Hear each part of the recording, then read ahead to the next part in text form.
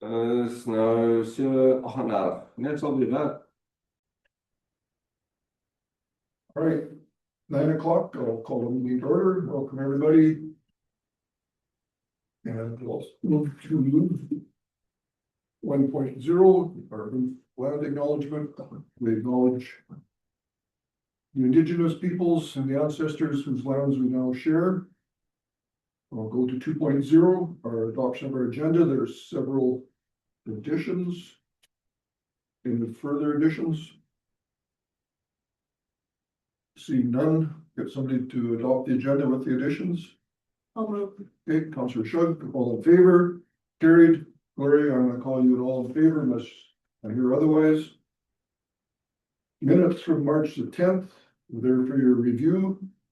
Any discussion, errors? If not, get a motion to accept the minutes as presented. Councillor Reese, all in favor? We have no delegations today, but we do have a track of policies to approve after yesterday's. So if everybody can find those, they were sent out as an addition. You printed all of them for me, right, Lisa? Yes, I just printed the ASB.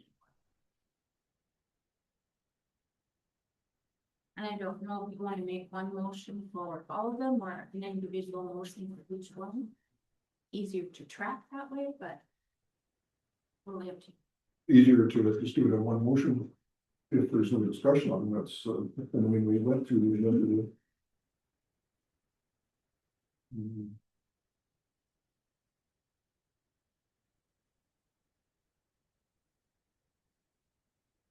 Well, it really wouldn't take long to run through each one, do motions, a little extra typing for you. It's copy and paste.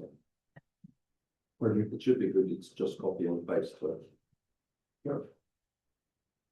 Okay, so we'll start with A1, the SB Ag Service Board policy. Somebody want to move to approve it, to adopt it with changes? Oh, Okay, Councillor, please. Any final discussion on it? Not all in favor? It's carried. A2, ASB Ag Pest Policy. I'll move adoption. Okay, Councillor Zinsky. Any discussion? Seeing none, all in favor? Carried. Keep it up, Teresa.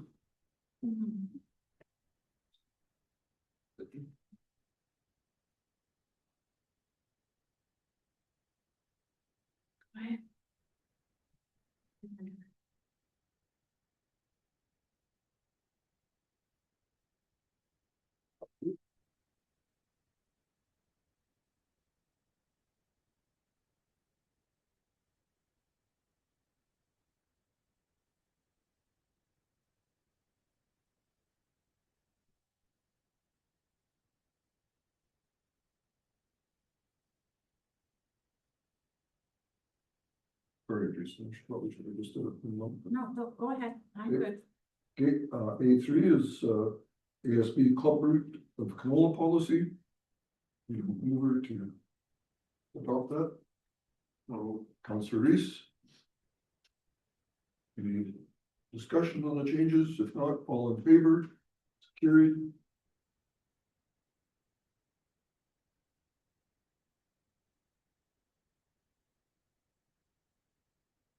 Okay, I'll fill in. Oh, As long okay. as I have your name and thing, I'm good. all right. Yeah. So A4 is the Fusarium policy. Any discussion on that? Give a motion. Gloria, you want to chime in? I'll make that motion to approve that. Okay, Councillor Decken, all in favor? Carried. A5 is a weed control policy. For a motion to adopt the updated policy. I'll move. Councillor Shug. Any discussion? All in favor? Carried. A6 soil conservation policy. I can make a motion to adopt that.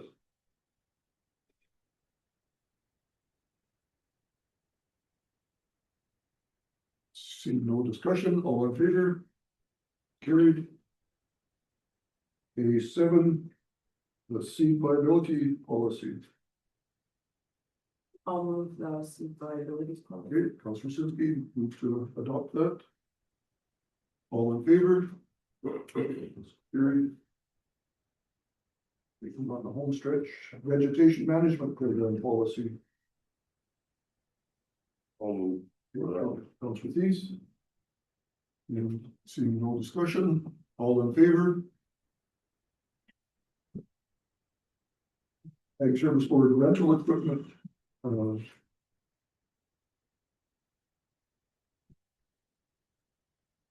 guess there's nothing. All the changes have been made, so we'll need a motion to adopt that with the changes. I'll move. Councillor Reese, all in favor? A10, the Fire and Family Award. Need a motion to adopt the updated policy. I'll move. Sir Short. All in favor? And A11 is the Ag Service Board VSI policy. I'll make a motion to approve the VSI policy. Okay, Councillor Decken, Blues, all in favor? And A12, the Animal Health Policy. We make it to adopt the policy. I will. Councillor Thies, all in favor? It's carried.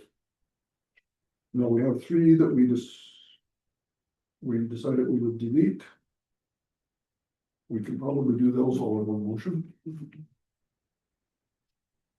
So B1, B2, B3. Just need a motion that we delete those off the policy. I'll make that motion Okay, to those. Councillor Yasinski. All in favor? Carried. Yeah, it wasn't so bad. Teresa, did it work out this morning? We did this all day yesterday. Yeah. That felt easy after a full day yesterday. We're not done yet either. A few more tries. That was a pretty big chunk though. Shelter belt program. Policy. Oh, more wife.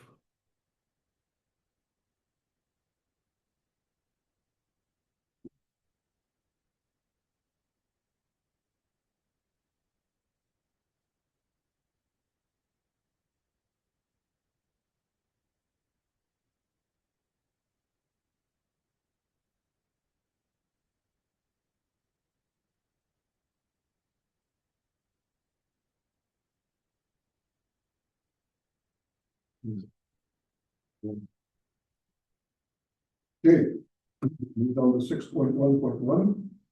Item A is the Northern Lakes College convocation invitations. These guys send us this every year. I think we incline every year to attend in person to send their congratulations. But that's up for council discussion. It's in Slave Lake, I believe. Maybe this year, since they took over Fairview. the Fairview campus, it might be a good idea to show some appreciation of all of that. Each one of the council attend. I know the year that I went, it was just because I was graduating too, so I was already going and I didn't bill my time, but. I think it's really, I was gonna say that too, because now they're a big part of the Fairview move, right? So I think it's important that we show some support, and we have a lot of our residents attending. Either virtually or in person to the college. It took me by surprise until I was there, so I think it's important that we show support. And I think we have historically sent in like videos and stuff in the past too, when we haven't Yeah. physically attended, like I think you did a video, right? Yeah. So I think that it would be worthwhile. Well, I guess I never thought about it in light of them. Kind of collaborating with Fairview and all. Yeah. I think it's a big move. So good to keep that connection, so we would be available to go. I mean, I can make the drive if nobody else wants to, that's fine. No, I won't be around then, so. Nobody else goes.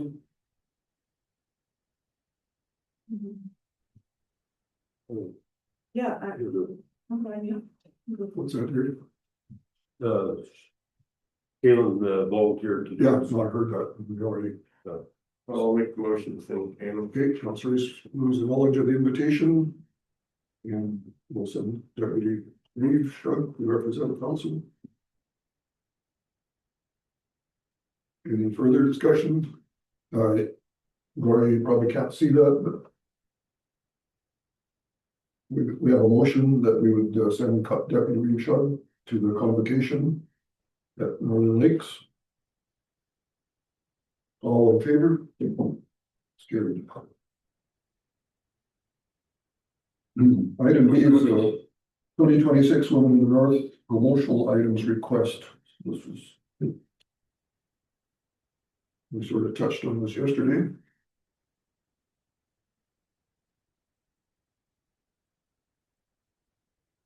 Well, I left the seed packet on my desk, but we do have little seed packets. It cost us 99 cents per purchase. I missed your afternoon version, so I don't know exactly.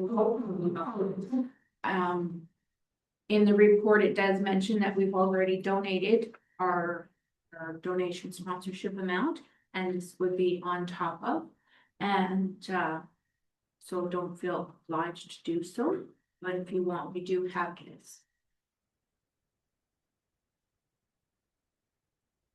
Probably a good chance to use up the seed before it doesn't donate anymore.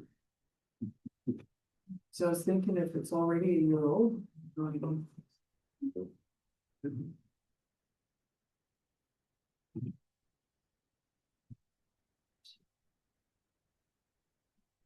Well, I'm in favor of donating them as it's a functional item for us. They do recognize us up on the screen when they're doing it. Wouldn't hurt to do this as well. So I'll make the motion.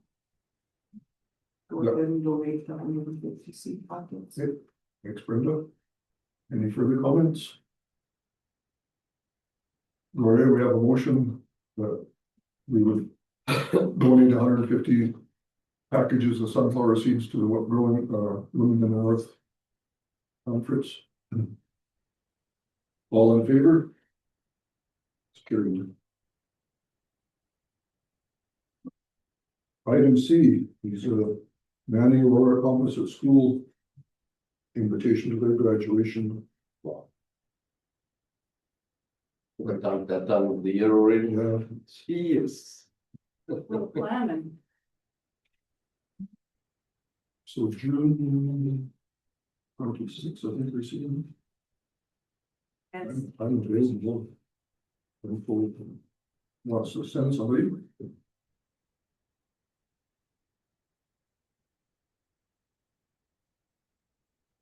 Are you available? I haven't, yeah.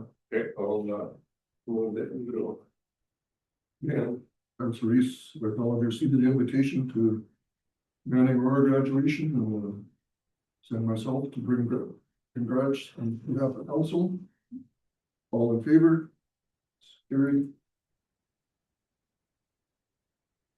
Item D. Let me just write that down here first. It's on June 26th. They're having it at the arena this year.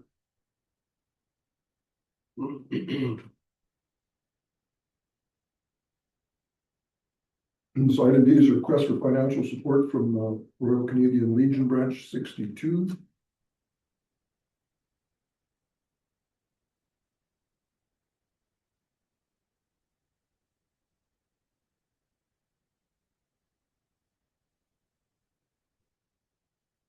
This is a piece of her branch.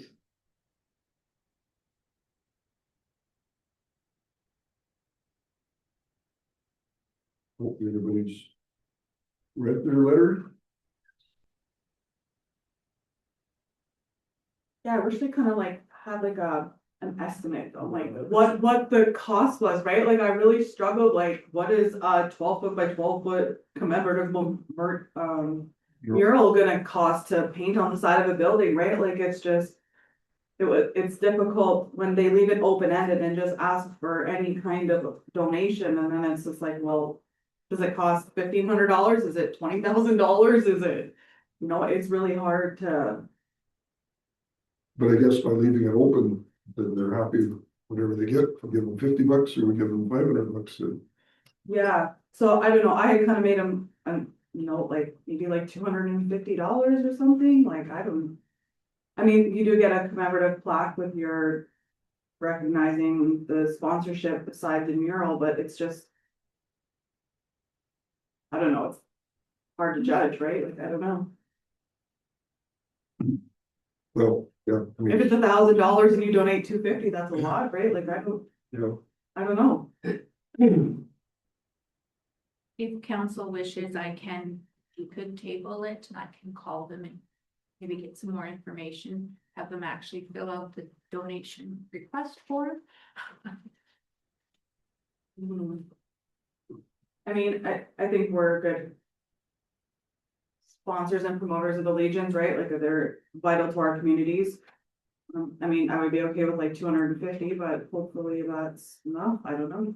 well, Or my something. thoughts, like I said, if anything's acceptable, the way they Yeah. presented this, right, so I mean, even, I think 250 is being very generous, Yeah, well, that's what I mean, right? Like if it's cost them $1,000, then it's like, you don't wanna pay for the whole thing either. I don't know. I don't know. I'd be happy with it, 250. yeah, I mean, that was literally just a shot in the dark. I don't know. well. Somebody make a motion, and we'll see what the, I can make that move. okay, Councillor Peace, we'll just receipt of the request, and donate 250 from Council Grants to the Peace River Legion. Any questions, Gloria, did you catch that? I just, yeah, I did. We just donated 150 to, wasn't it Grimshaw? A couple meetings ago. I'm just trying to think of which Something one. else? Sorry. Can you hear That was me? for they're having a card tournament or something? Yeah, I know, but I'm just saying that maybe our donation should be similar, or like I might like to go 150, but that's my feeling. That's my point of view. Okay, no other discussion, call for the vote, all in favor? Maria, you're in favor? 250? It was a hand. I can't see it, so. I'll take your word for it, so that's carried. Item E is an addition, the Canadian Nuclear Association Conference, which we discussed last meeting, we tabled. Just for consideration too, that PREA would cover the cost of the registration. So that registration, Teresa, that's the early bird, or that's just the regular, the early bird is gone? The early bird has passed. Okay.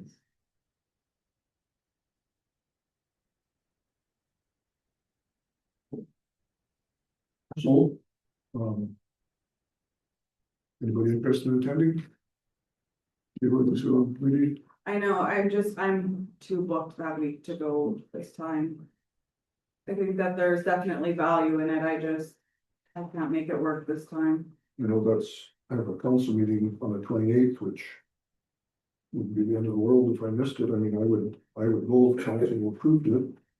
But Well, the way I see it is, like, I don't think we should be spending municipal money on this. I mean, it's a private company that has this proposal in front of us. They're getting money from the federal government, the committee got money from the provincial government. I don't think we should spending municipal government money on it either. That's- Things are getting tight, deals going up. How many of these are enough? We've already been to several. I just don't see the problem, but so I don't support it. And so this also, it's not on the report, but this coincides with the Canac AGM. This, at the start of the conference, which we're associate member of.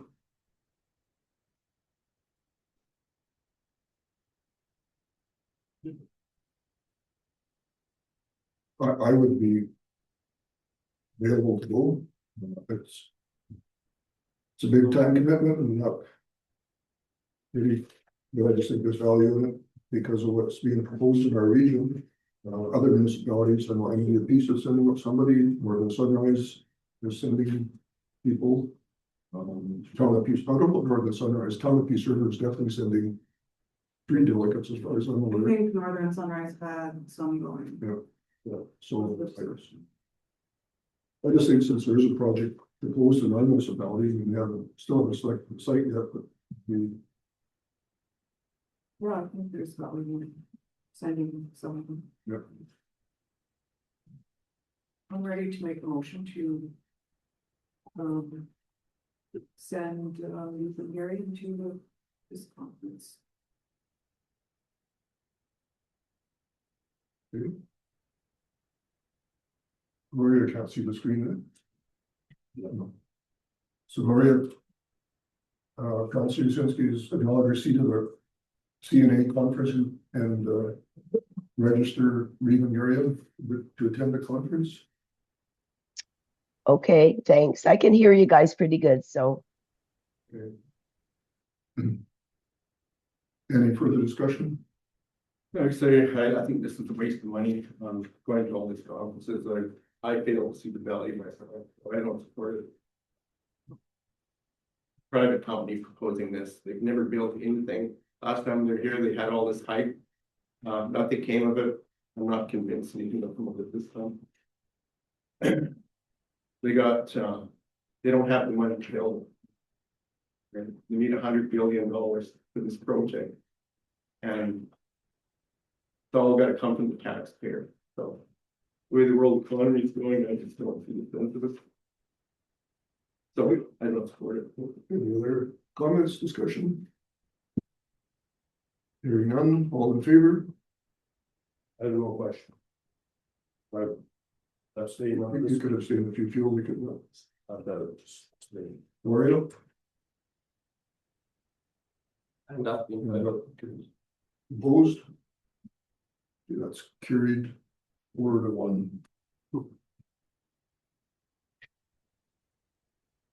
Move down to 6.1.2. Everybody got a handout this morning. CEO report. well, you catch up on my. Do you have a copy of it? I did. No. Well, talking about conferences, so we attended the SMR summit. Maybe some feedback I got from that one. Some interesting stats. There's 31 nuclear sites worldwide, 480 reactors. There's 7 new constructions, which office in China. And there's 1 SMR in Ontario that's, I don't know if it's pre-construction or construction, somewhere there. Some feedback from MLA De Jong. She's the chair of the Alberta Nuclear Energy Engagement and Advisory Panel. She did an update on the engagement. It's still on track to go to her cabinet on the end of March, which is a few weeks. Some polling insights that they gave us. And this is from polling in Ontario. Only 48% of people or residents are familiar and supportive of nuclear. Very similar to our Riverside. But after education, it increased by 24%. So nuclear is never a mindset dramatically shifting towards, or it's a never mindset that it's never going to happen. It's shifting differently to people are curious about it and see the advantages of it. Some recommendations from the engagement in Ontario is that there should be clear, consistent language on the key facts. Facts, specifically facts, is what the emphasis was on. And to ensure that there's credible messaging going out. Nuclear power communities in Canada There's more than 60 years of safe operations, and that's what we can do. Huge public support due to safety and community benefits. Potential longer than a decade of planning is involved. Hence, the recommendation is if there is nuclear coming to Alberta, that planning should be a huge priority of both the provincial government as well as municipal government. Because it's although the construction process might take 10 to 15 years if successful to start, there's a whole lot of municipal infrastructure that needs to predate all of that. Some feedback from that is that there will be some good paying jobs, lots of businesses for SMEs, that's small, medium enterprises, and lots of split-off businesses, and obviously an increase in housing. Some of the needs that was identified is that we need to be prepared. We need to learn about the technology and make sure that the message that goes out is very consistent and fact-based. They recommend the creating of some action teams, whether it's on housing, healthcare, all those type of things, economic development, those type of things start early so that you can actually grow with the process and not be caught your pants down once the project's already been approved. I think it's what they recommend. This is all from experience in Ontario. And address misinformation. Readiness is not only engineers and trades that's going to be there. It is lots of other business, lots of other jobs and those type of things that will be created in the area. The safety aspects of it, it's probably the most regulated industry in the world. Partnering with education entities, and that could be on the trades. Let's say we're going to have a whole faculty just focusing on nuclear, but there's definitely some spin-off business that would definitely require some more hands-on deck type of thing. Something that was quite is the digital divide. I mean, that's where the use of technology to actually get the messages out there. I understand in our municipality it may be a bit of a lag that the digital, because not everybody has the technology to actually access all the things, but we have to look at going forward that we're not only catering for the older community, we have to also cater for the younger generation, and they're absolutely not reading newspapers and they are more electronically focused. Just kick over transportation. Oh, and transportation. Transportation is a key area because, I mean, with a project like this, especially due to the remoteness, there would definitely be a pressure on the local transportation network, and that could include transportation, air transportation going to the bigger cities to bring in some of the nuclear experts, and also local transportation to get some people to work from the rest of the communities, because not everybody's going to have a new house right next to the nuclear facility. It might be manning, I'm sure, all those stuff, and we would definitely need to look at some public transportation part of that. What conditions must be in place for rural municipalities and Indigenous communities to be genuinely ready to make good decisions regarding nuclear projects?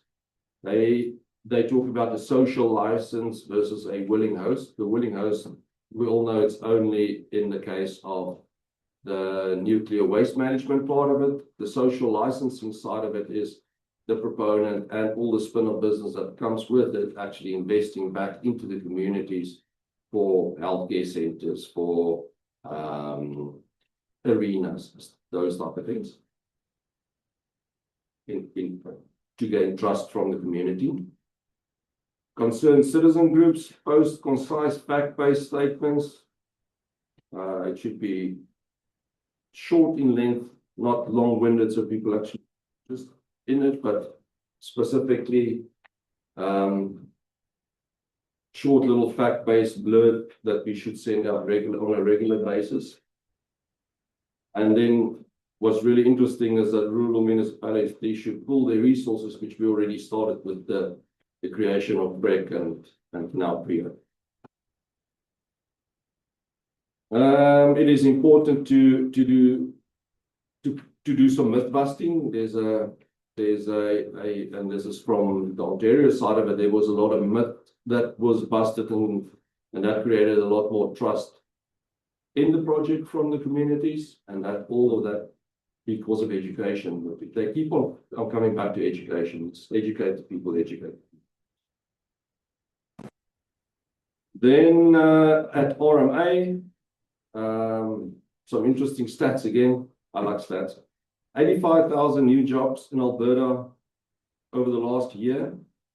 And there was, sorry, it's not 350,000, but it's actually 35,000 lost in the rest of Canada on zero demand.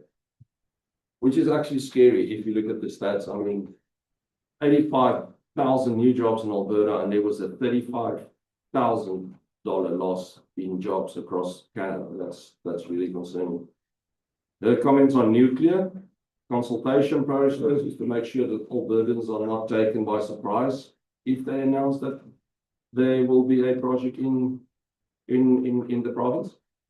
Acknowledge upfront huge cost. She acknowledged that there's upfront huge cost, but it offset with AI data centers and power contracts. And just remember that the AI data centers are not just using electricity, they're also bringing value to municipalities that will add additional tax dollars, assessment tax dollars. And it will also have power contracts that would be used as part of the funding of it. And I quoted the peer to saying she's reluctant to give money. So just a quote on that one. She also mentioned that we all know now that the Fairway campus will stay open, which that took some nice applause. It's wonderful. That's also Fairway. Ready for goal. Minister Dan Williams, property taxes is a condition for oil and gas companies to operate. They are definitely moving forward to have that implemented. It's almost the number one priority for companies that they're going to emphasize is that they pay their taxes, and whether that's federal, provincial, or municipal taxes in order to continue with their license to operate. Although it's a 96% success rate of getting all the taxes, and there's still a 4% taxes that's not being recovered at the moment, which is quite substantial. They will continue to advocate the feds for the catch and release to stop, because they honestly don't believe that's the way to go. I made note of a fire service training grant that we probably can add to the agenda tonight with the town of Manning, just because of the timing of handing over the fire department to us, that they get the application in as soon as possible. Of course, that would be great if we could get some funding for training there. And that training is for medical co-response? No, that is specifically for fire training. Fire training? Yeah. Okay. I thought there was a grant for medical co-response. We received that one. It's been approved for the medical or EMR training that we're going to get, and that's going to start in the beginning of May. It's between 6 and 8. It's going to be, I think, 5 weekends. In Manning? In Manning. Okay. They're going to get a trainer to come and train us. Nice. Yeah.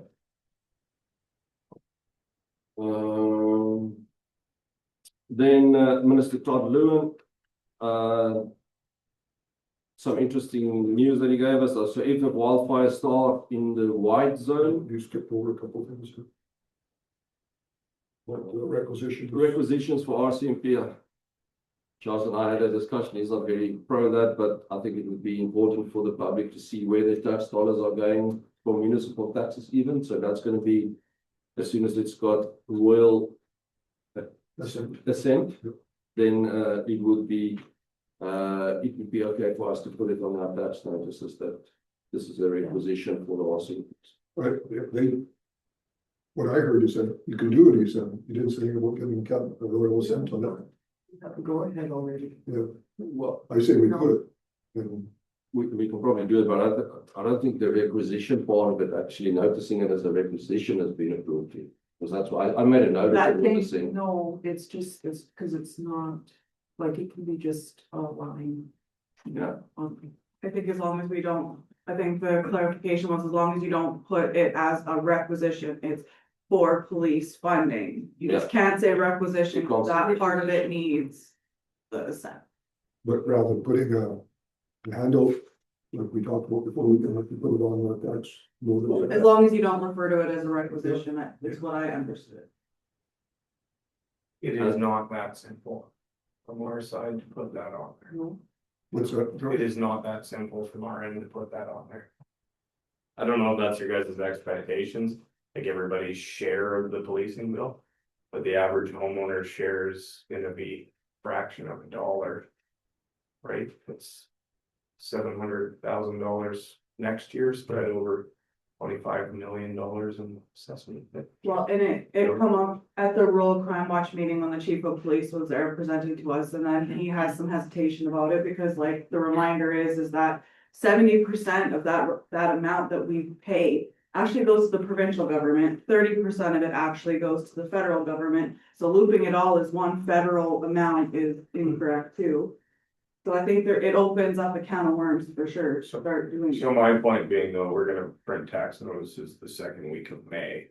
I did not know that you guys wanted that on there as a requisition line this year. Well, we always said that since it's something out of our control, that we should, no different than school or housing. But we just thought we couldn't. Well, now at RMA, we were told, yeah, go ahead and do it, so. So there's a couple different ways you can do a note of this many tax dollars are being spent on this useless thing that never changed. And the grand total, or you can break down everybody's share. No, I think. The breakdown everybody's share is very complicated too. Yeah, I think a grand total, just so. Makes more. But it's like This what is it, 600,000? Well, it's 300 and something thousand now, but over the next 3 to 4 years, it's gonna double. Yeah, but Up to 700,000. We can only put what we have to. I think I would feel more comfortable if we did a stuffer page and explained it. And put it with the rest of where your tax dollars go, versus putting it as a comment on our tax notices until we get. Official legislative word that we're allowed to do it and how we need to do it. Yeah, it should be a separate page, just with a web page or with an explanation. Yeah, I guess I'm just a little bit hesitant, like I know everybody's excited to put it as a line item, but it's not that simple, and I think until it goes through the proper channels and protocols, we should maybe just. Wait to put it as a line item to next year. I mean, we know the cost isn't going anywhere, and it's only gonna get worse, so it'll be even more meaningful next year when it goes up again, right? So, I think it's, a note in there, separate page, fine, I just think people need to know about it. oh, for sure. And I think there's a few of them, right? Like, but we need to break it out on a few different things, so that's a good one to do for this year, is my thing. So at $600,000, that's basically $171 for every person living in the municipality. But there's a lot of industrial, they contribute to that too, right? So, or non-residential, I guess, so. Anyway, we can discuss that how we want to do that. Maybe carry on. Cool, then on Minister Lowen's, so if a wildfire start in the white zone, there's funding available up to $125,000. Never been there, which is actually good news. That's some of our neighbors were using that from last year's fire. And, the good thing that, in my opinion, is that the wildfire act will now also include even the white zones and all of the product, so not just the quite good. And an update from Minister Nate Divish is that Alberta AI Academy, it's a lot of A's.com.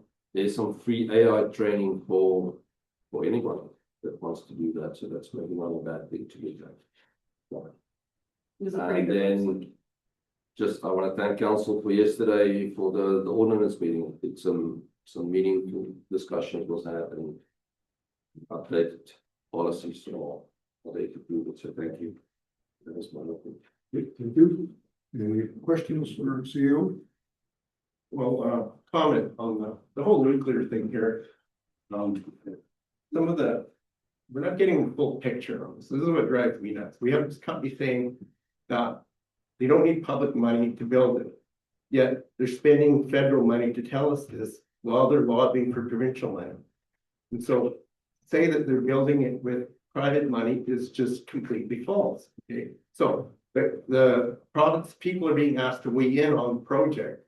And we're not being told where the money is coming from. How many people would support it if they knew that their tax money was paying for the whole shot of it, as is the pattern in the rest of the country?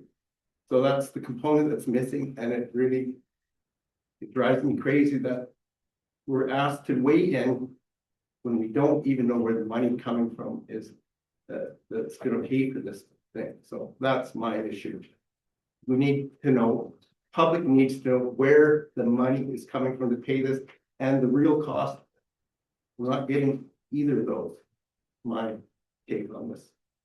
Can I give a quick comment on that? Absolutely. And I agree with you, Brent. I mean, that's definitely information that the public needs.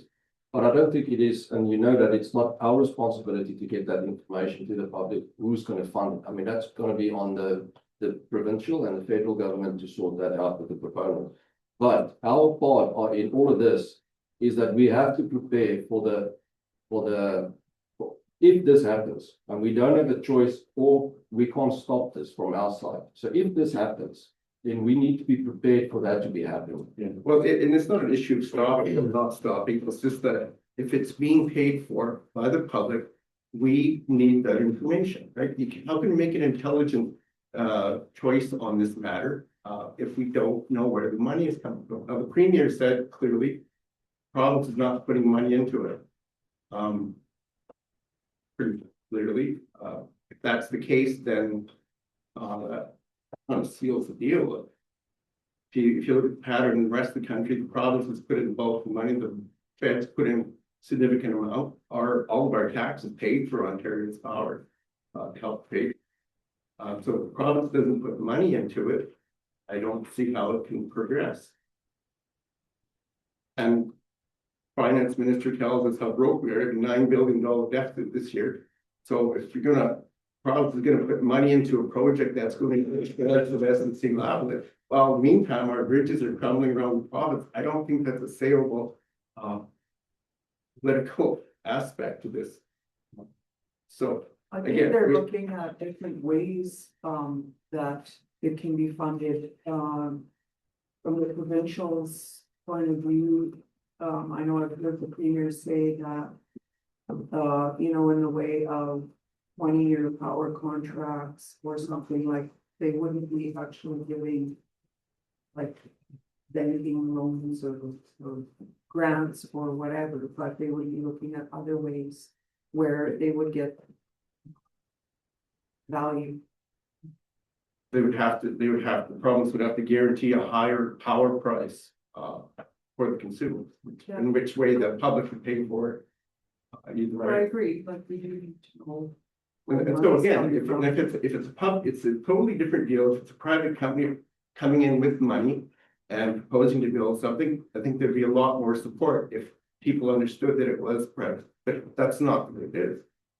And so again, it's just an aspect that really should be cleared up for people, so we can make it we can assess it in an intelligent fashion, logical fashion, and the true cost.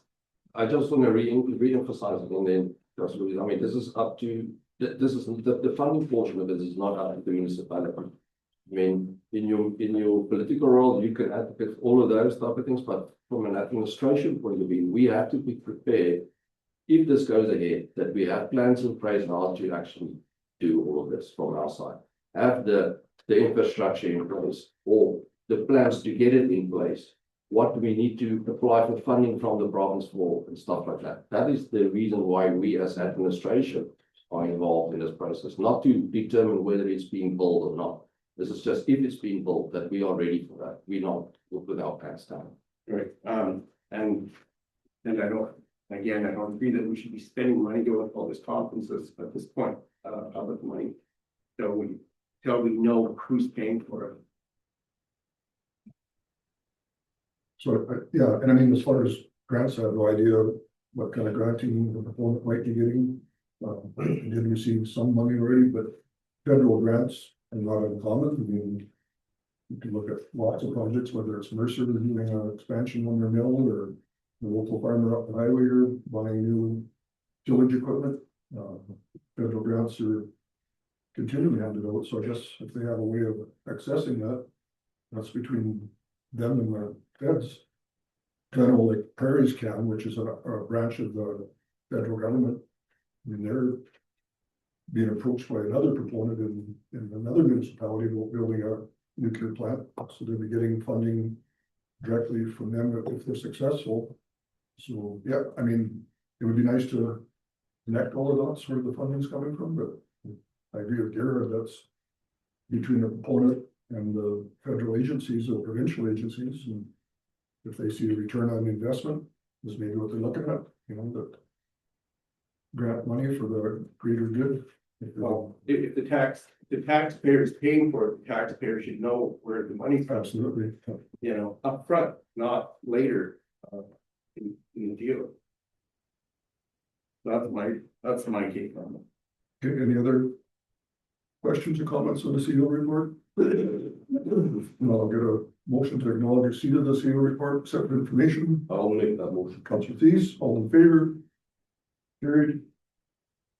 Let's, we're gonna have a lot of spare time today, I think, before our joint meeting, so we'll get through, one of Josh's items. We'll take a break. 6.1.4, property assessment comparison. Yeah, so summary, I think I brought this to you guys last year too, just finally had a chance to dive into it and see where the changes are. It's broken down by assessment code there on the back pages. Couple interesting things I just pointed out in the highlights there. Overall trending downward. 4.1%. The residential one, so I'd like to point this out, gained $27.25 million in assessment, but we netted only 11 new homes or parcels with residential improvements on them, so quick math, if you've looked around at it, there's a lot of very nice houses going up, or the more likely thing there is the trend of how things have been going with this. Everybody's just becoming more valuable every day that goes by. So Josh, so that decrease of 4.12%. Yeah. Was that? Like, That's the overall taxable. no, I realize that, but so I mean, we had that big assessment on Mercer that was appealed and reduced, so Yeah. is that reflecting in that 4% from their? Yeah, they're down quite significantly on that whole number. So it's a little, Actually wanted that out. Yeah, they're 6.5% less than they were last year after it was adjusted, so they reverts again. but my point is, like, we started out with that original assessment, gets appealed, gets knocked down to this much, so that reflects in that 4.1% then, or do you actually? Yeah, use, they do you use change it every, like, their assessment modifies every year. They have depreciable equipment that actually does decline every year. Their total assessment dropping around the 6%. I could not tell you with any confidence whether or not that's good enough, or if that's factored everything into it. I would assume now that everybody was involved, they probably wouldn't have started out on another fighting point. That makes sense. And also, is the assessment decreased based on the final assessment of last year or the initial assessment of last year before they made the? Not applicable at all. It's The appeal. based on this year's values. It's a totally unrelated to everything that happened, right? Other than they would have put back in place that scheduled deamortization that they fought over. It's the only thing that would have been changed.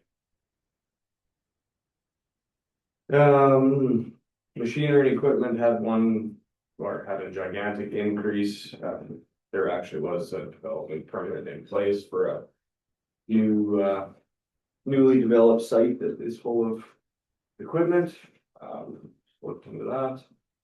Farmland and grazing leases, this one just looked funny with the numbers. Looks like we lost a lot of farmland, which doesn't really make sense, but that was due to the amalgamation of all of those grazing lease parcels into one single acceptable parcel.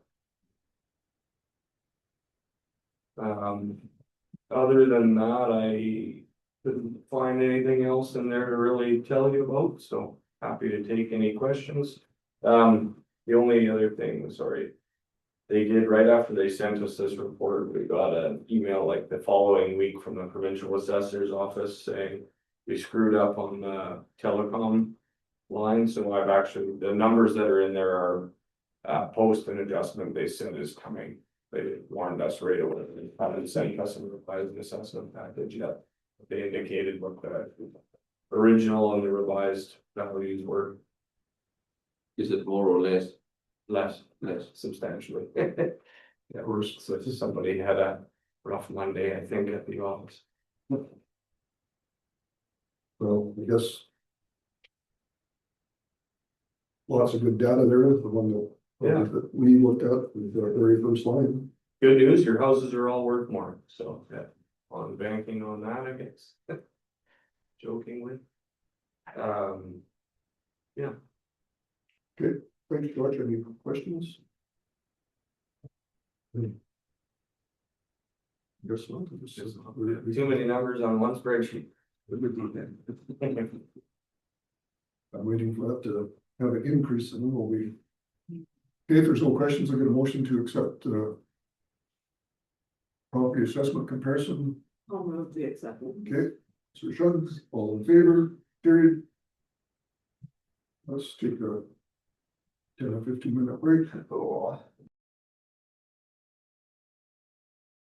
Gloria, are you back? Did you ever leave? Just that. She's there. Okay. I can't see you, so I just. All right, reconvene. And page 2 of our agenda. Under finance, we have the December bank reconciliation.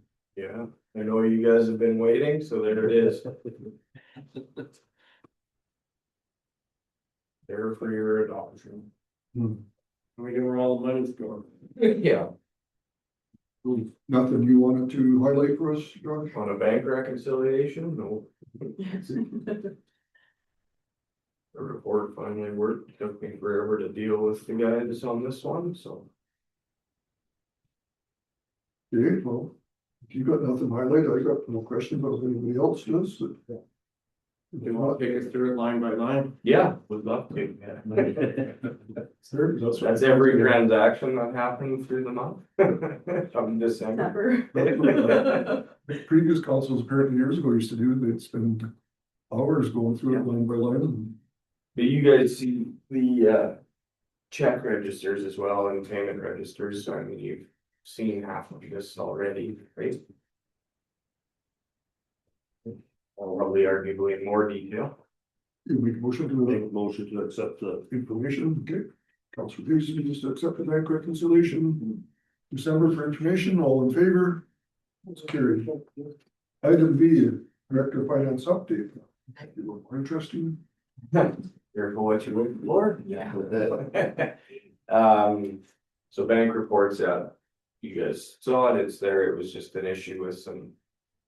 Back-end programming on our system, so got that fixed, and now have a new option, similar thing, but different for January, so. Waiting to get that one to you guys. Council grants, just left a note here, before you made a motion this morning, about the total there, so. I think you agreed to spend another $250, if I remember correctly, so.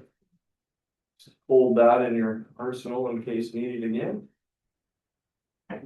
Year-end audit visit, so I had, team of auditors up here for 2.5 days, March 10 to 12, that's why I wasn't sitting in the last council meeting with you guys. So a lot of work back and forth with them while they're here to try and get as much done as possible, makes everything easier. They kind of had an extra focus on payroll this year, so did a bit more testing just because of the changes to the collective agreement and all the retro calculations that were done. The end of the day, nothing too serious that come up. So a little bit of work continues. Haven't seen draft financial statements yet, but should have those. Yes. Any questions on that? No, so then on to the next riveting piece of information. Just an update for you guys. So we had 2 separate, what's called phishing attacks, not the good phishing, but the other kind. So nothing that come up following yardsticks investigation as to how. There's lots of ways it can happen, they just can't pinpoint exactly what happened with either of these. We've made some changes, that's what I did for most of you yesterday during the ordinance meeting, turning on multi-factor authentication. Just really means that you, in order to log in from anywhere else or any new login to your email or anything like that, you need to have your phone as well, so. One more hoop for the bad guys to jump through, I guess. It was, it's the one that happened to Garrett. I don't know, it went out to so many people that we had, I think, it was over 200 phone calls to the office that morning.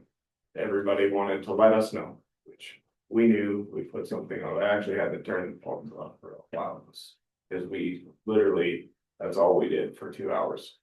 Answered phones, yes, we know, yes, we're working on it. Quite a few people that followed up later as well. Sounds like a handful of people who really trust Gerhard and went ahead and clicked on the fake link, even though it was terribly scam looking, so. One fun phone conversation I had with a gentleman from another municipality. He just wanted to know what happened, or what, if we knew what it was or what it did, and I said, no, but. I said, hopefully no one on your team clicked it, I mean, it was pretty obvious that it was a scam or whatever, and just, I could feel him put his hand up, and he went, well, I clicked on it.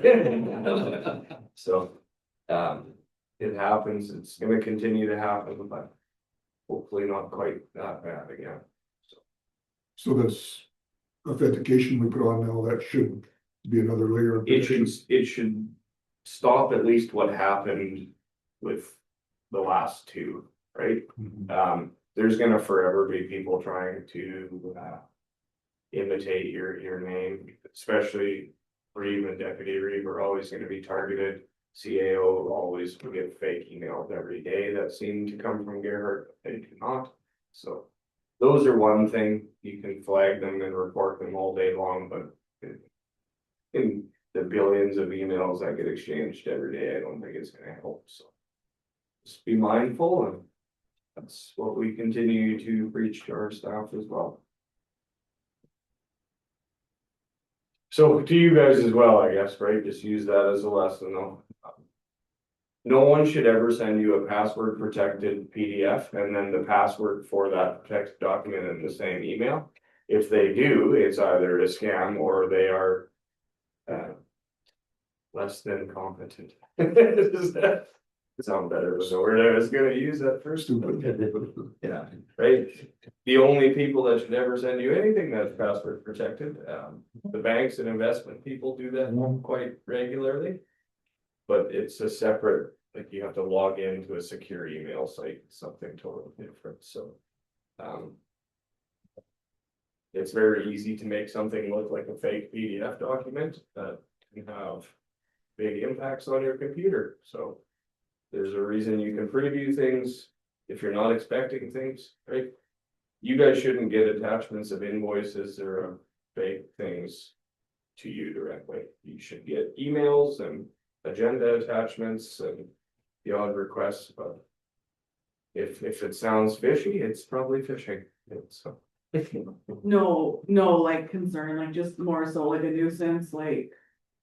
We're not concerned from our end. Everybody else who opened it on their end, I have no idea. Yeah, well, I don't care. Worse shape than we are for sure, but Yeah, good. as far as I know, nobody internal here opened it, so we're good that way.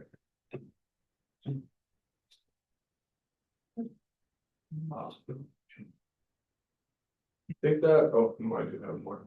Any more questions on that? This is one more use of AI is for scam looking.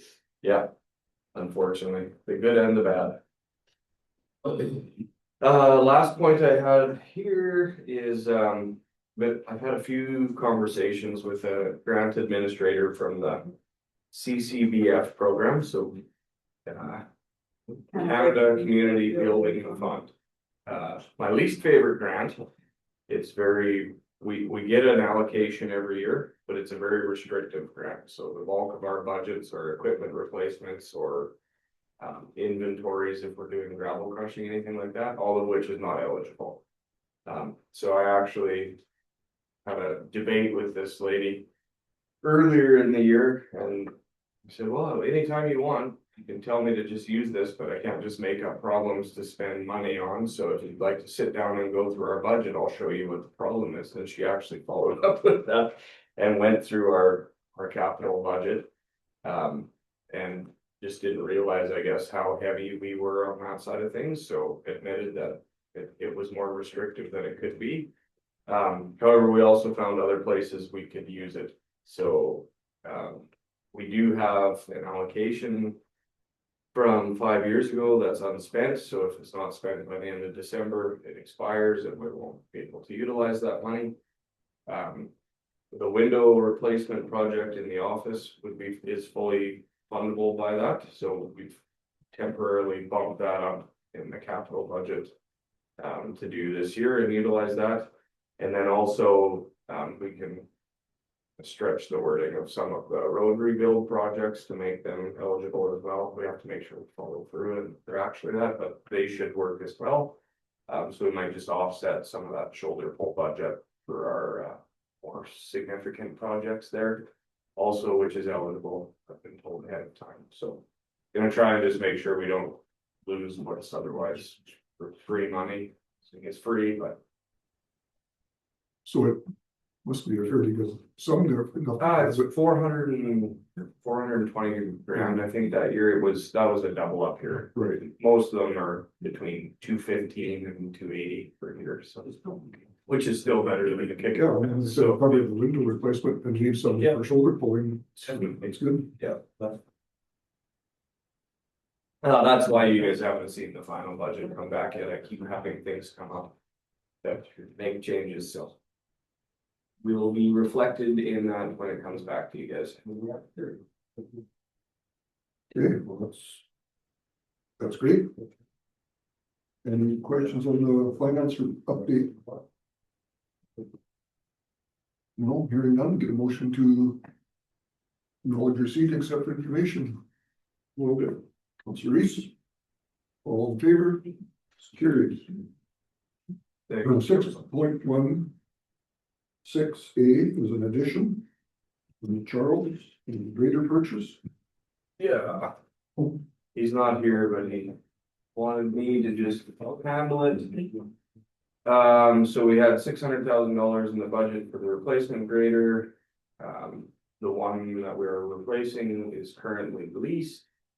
Although what often happens is on these lease graders that we've done previously, they give us a residual value, we pay lease on the difference. And we have an option to buy them at the end, we always have, or we just give it back. So what often happens now, the people that finance these lease graders and CAT who actually buys and sells and takes trades are different divisions, I guess, so they deal with us separately. So the one who we're buying the grader from is actually willing to pay more than that buyout of the lease. So what happens when we do this is we cut CAT financing a check, we own the grader, and then we immediately sell it. And this one, I think that works out to be a gain of $40,000 just for taking 15 minutes to fill out paperwork to do that.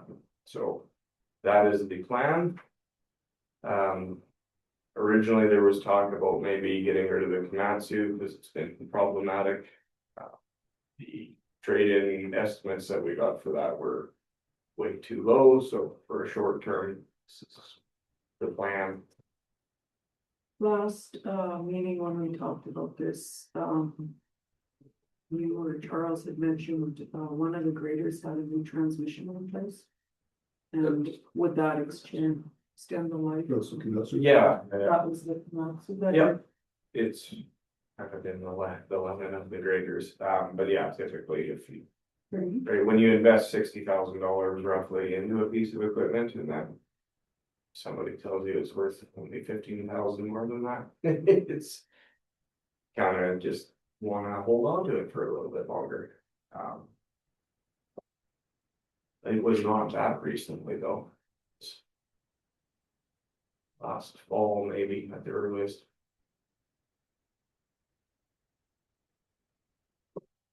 Okay, so, I guess he's looking for direction from council. Yeah, so you don't have your final approved capital budget, so he's just looking for your go ahead here. Mhm. Well, I mean, historically, the cats have always been more reliable than the John Deere's. I know we've had lots of issues with them John Deere's, and the price is actually surprisingly close, but Yeah. $1,000 less, so. Oh, they made it interesting. To me, it's kind of a no-brainer, which way to go, but I would be prepared to make that motion that we proceed with the quote from Finney, the cat breeder. I'm not in favor of buying another grader until we look further into subcontracting. Another route or something, or another contract, whatever, just. In light of the report we got, it was, obviously we could save money that way, so I'm not. in favor. Okay, yeah, and I don't really know much about that. The only reason this is here to you now, though, is it was, obviously flagged replacement due to age, so we have policies that speak to how frequently we replace our existing things. The lease term is, like, again, so the lease is actually expiring on this one, we're gonna lose the grader regardless. And I believe that expires in May, so might not be a lot of time to solicit quotes and do a full tender for that before we lose a grader. I just wanna add my comments to that one also, that if we decide not to take the new grader now, and we have to pay out the other one, it's still 200, I can't remember the exact amount, but 200 and something $1,000 we have to pay out for if we want to use that grader. Yeah, And we can maybe investigate it a little bit further, because it's going to be definitely some investigation that I would definitely recommend council look at 2021. Because the price increase that they anticipate is going to be way more than the prices of what to do. yeah, so I guess that's like, we would have a spare, but historically we've needed a spare, especially right now. So like Gerard said, yeah, you have one whose lease term is expiring, you gotta buy that out or give it back, so you're gonna be down a grader or out some money regardless. Well, I do want to look further into another contract.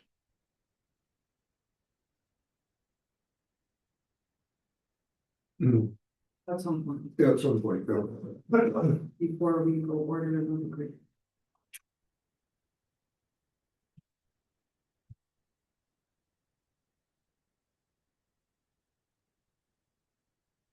In the, Okay, so I do have a motion on the floor that we proceed with the fitting quote for the cat.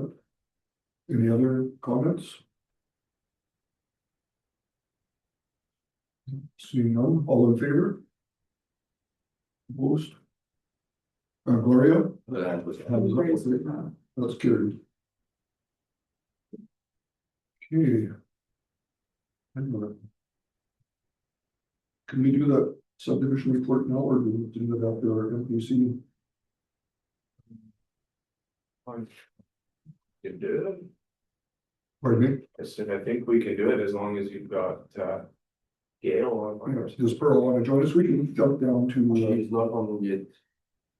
we just to wait her in, well, No, I'm talking about, pardon me? Gail. Oh, Gail's yeah, not- well, she's probably not gonna be here till 11 for the MPC, so. Let's go down to 6.62. Item A is Northern Connections Expo.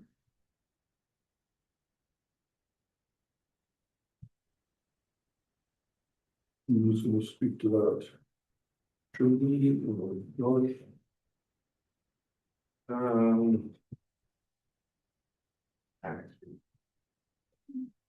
Oh, I think we're just looking to schedule times.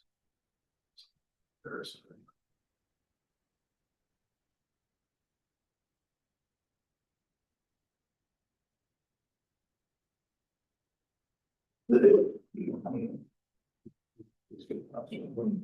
So just a reminder, you guys had already committed to going, it was May 1st and May 2nd. So you asked us to just bring the booth schedule back closer to the event date, so now we just have you make that decision so we can do what we have, right, and just advertise when you guys are gonna be there. Try to advertise more, come speak with your counselor. They're there, so frame it that way in our advertising. And then if there's anything else specifically that you guys want prepared or advertised or brought to the event, just let us know. Otherwise, it just gets filled with whatever random things we can find. Okay, so. This is a sign up board, anybody available? I think I'm away that weekend taking my grandson to a hockey tournament. I'll take Saturday 10-12. I can do Friday 4 to 6. I can do the 6 to 9 On Friday. Yeah, you did 4 to 6, Brenda? Yeah. There has to be 2 of you in the booth because you are all that's in the booth. Was the most. There's no staff. That's a game time decision for me usually, but I think. I can do 6 to 9 on Friday, then 2. So. You know, if we're short of volunteers, do we have to have 2 in the booth? I mean, it's nice to have 2 in the booth, but you can. Really can man up with one person and. Have to.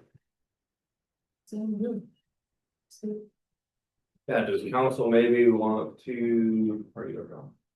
I can double check, make sure minutes. Might be a good time to bring Pearl there or kind of have an emphasis on the upcoming changes for the planning and all this stuff. Oh, absolutely. I should go for it. We'll love that, okay. So, Big boy pants on. I got lots of pens and I got lots of business cards, so. And then I'll do 12 to 2 on Saturday. you said 2, and that's the first one. Gloria? Can you Sorry, see this I yet? must not have had my mic on. I was saying 12 to 2 on Saturday, but whatever else. We need 2 of us. Okay, I can be on there when with you, Galen. but I can do 2 to 4 on Saturday. I'm in Friday and Kurt is off early, so if we want, I can do 4 to 9 on Friday, and then that way we got coverage for supper and stuff like that. Yeah. We can And- take breaks. Yeah, and if I need to stay on from 2 to 4 with Gary, I think I can do that too, whatever works for everybody. Okay, we'll just add her, maybe she'll do a 4-hour shift. Yeah. So Brett so far is alone in the morning, I can do the morning. we can do the morning. Yeah, sorry, Saturday morning. Well, and then maybe Linda might be able to And we'll, switch stuff around. yeah, if you guys want some planning stuff, then Pearl and I will maybe just kind of cross shift each other. And Trin and I usually would set up or take down. But we'll play around with that just to have that all ready for you guys. I'll probably pop in, yeah. Pop in, Yeah. we can appear. Just hop in for a casual Saturday shift all day here. Okay, I think we got a good start there, so. So I can supplement it. No, that's good. That gives us something to go with. Okay, so we'll see a motion to accept the Northern Connections Expo information and okay, have to put the schedule on there. I can make that motion. Oh, Okay, Somebody will reach out to Linda and just see if she wants to pop in one of those slots. Yep. And just let us know.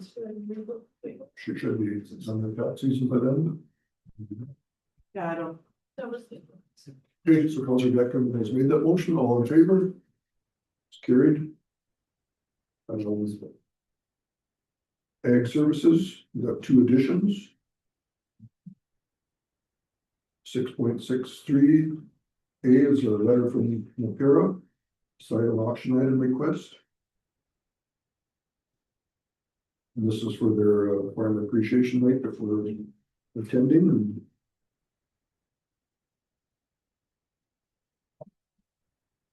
So again, this is totally up to council. You already fund North Peace Applied Research Association yearly, and we also have we're purchasing 2 tables for our farm family.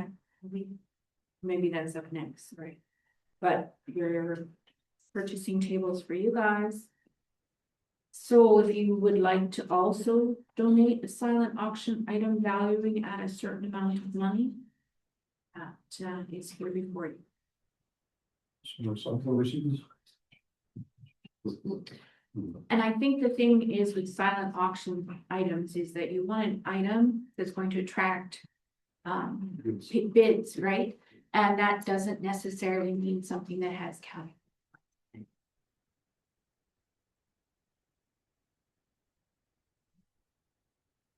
I'm actually donating something already, so, Like personally, well, yeah, we can.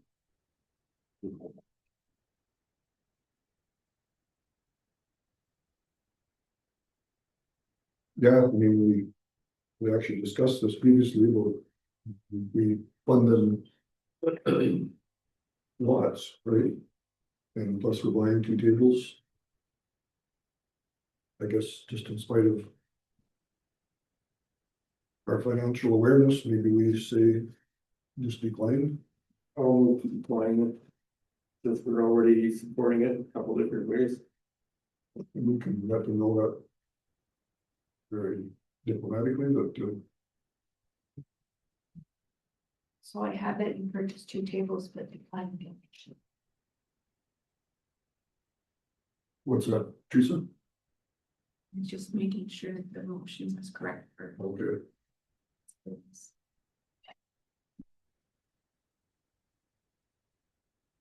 Let me just read it, put it away. So, Moved by Councillor Reese to acknowledge receipt of the North Peace Applied Research Association's request and purchase 2 tables at the Farmers Appreciation Night and decline donation of silent auction item. okay, got that, Gloria? She got it, All in favor? and she's in favor. That's up, okay, that's carried. Item B, the second edition is the Farm Family Award Report.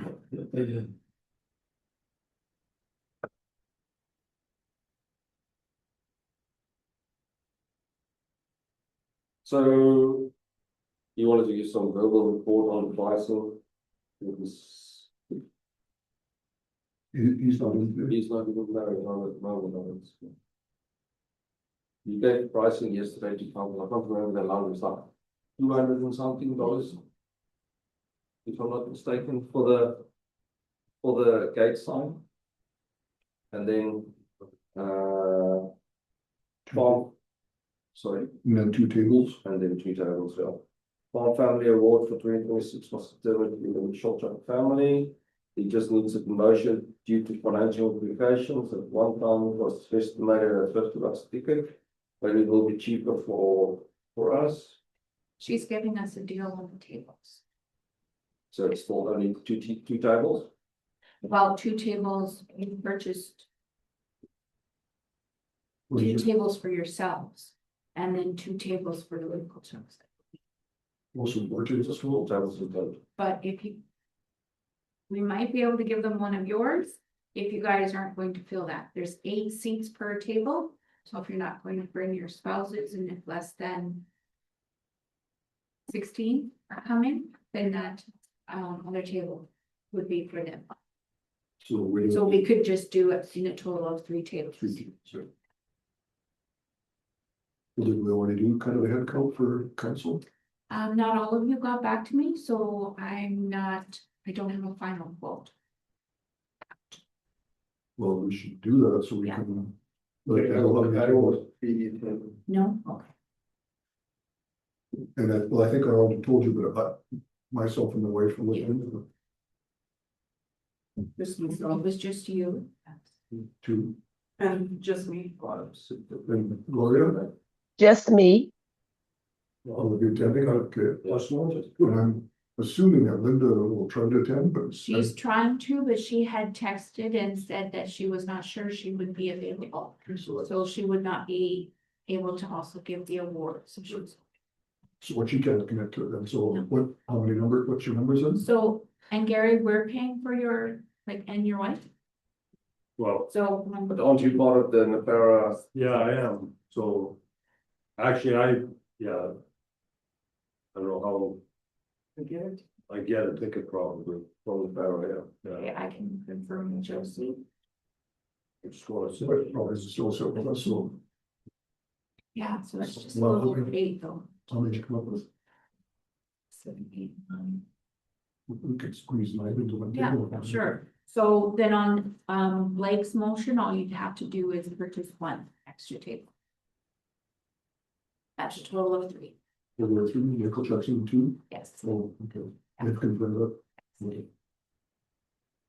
Great, well, so we just need a motion to purchase 2 tables for the farmer appreciation. And then determine who's going to present the award and read the introduction. Cause that was on his request. Yeah.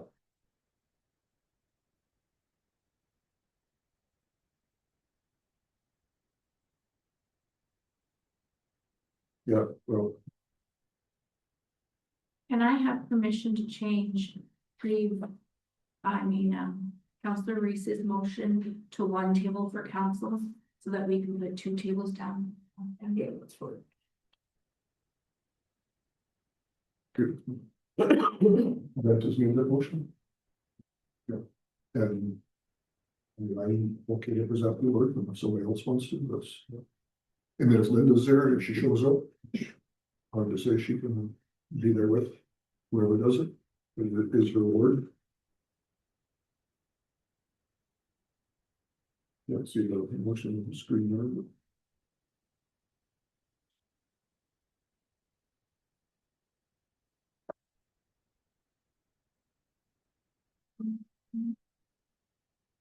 Just so you can present them. Their award and we, but I mean, we can also decide that on the day, you already attended. So. He's given this presentation for you to say, I guess. That was extra and put it into the agenda. The other words that it's gonna be read. Like 2 So pages. whoever decides to go, this is your speech, I guess. Blake. The mission checks actually did. Oh. They did. Michael Chuck. Oh, yeah, I guess it was their family, right? So- Yeah. Okay, so we have a motion on the table by Councillor Reese, all in favor? It's carried. So Gail's not on there yet? No. Do we want her for the subdivision? We should have. Let's just.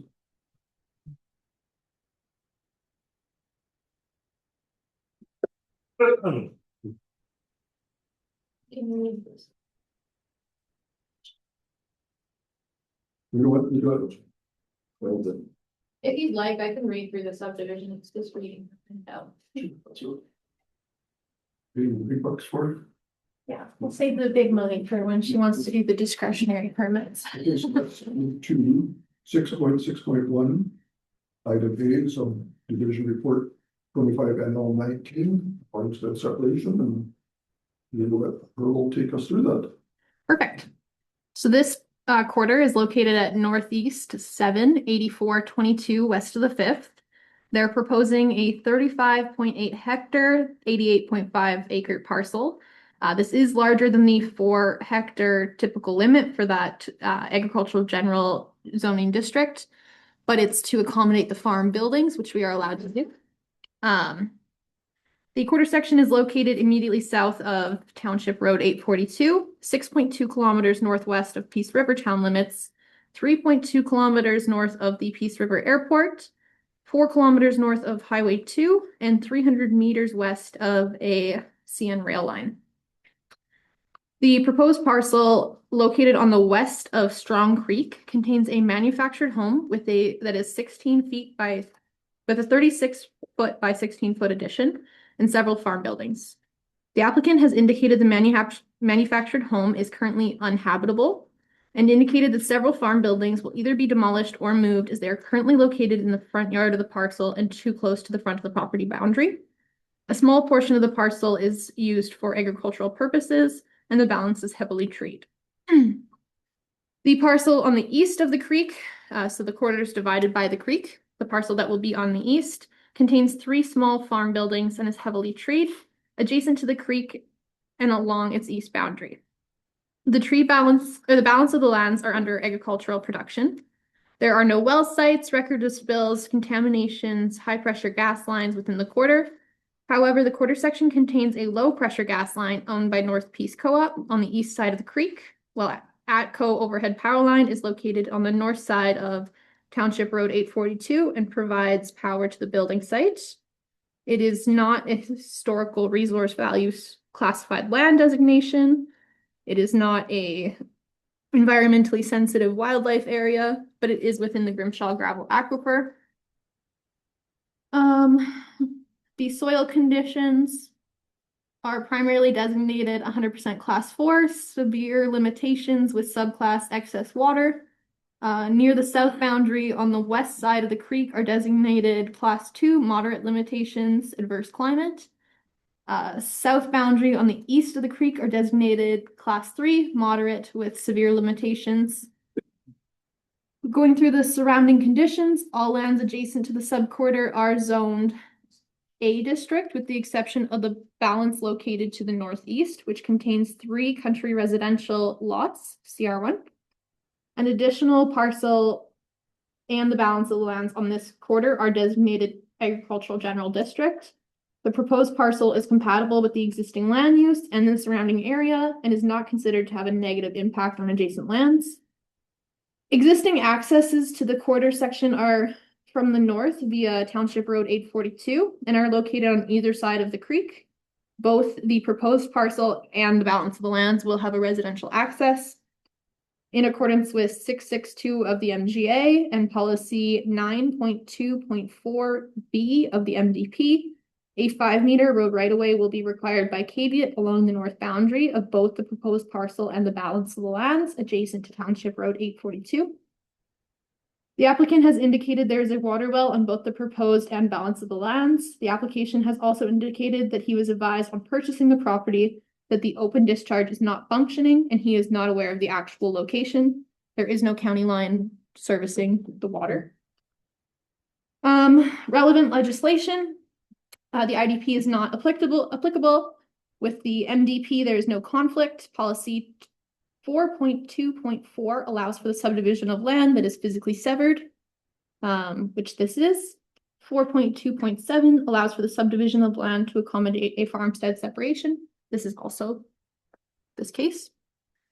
With the land use bylaw, there is no conflict with the exception of the size of the parcel, but as stated previously, when that's to accommodate the farmstead separation and the existing structures, that's allowed to be variance. No comments were received from referral agencies other than Municipal Affairs has no issues if the sewer system is not to be utilized. The applicant didn't know where the discharge was. The county requires a standard road widening agreement, and the 2 existing approaches on the one of the 2 existing approaches on the eastern parcel to be removed. So there will be just 1 each. And then from adjacent landowners, we received no comment other than it was nice to see new neighbors moving into the area, which is nice. Was it a one? Yeah. If only everybody was so kind, hey? It's our recommendation that the subdivision application to create a 35.8 hectare, 88 acre parcel from northeast of 78422 west of the 5th be approved with the conditions listed. There are 9 with 3 advisements. Okay, thanks, Earl. Yeah. Any questions on the subdivision? Seeing none, I guess we just need a motion to approve it with the 9 conditions. Okay, Councillor Peace moves to approve subdivision 25NL 19 with the 9 conditions. Last call for questions. All in favor?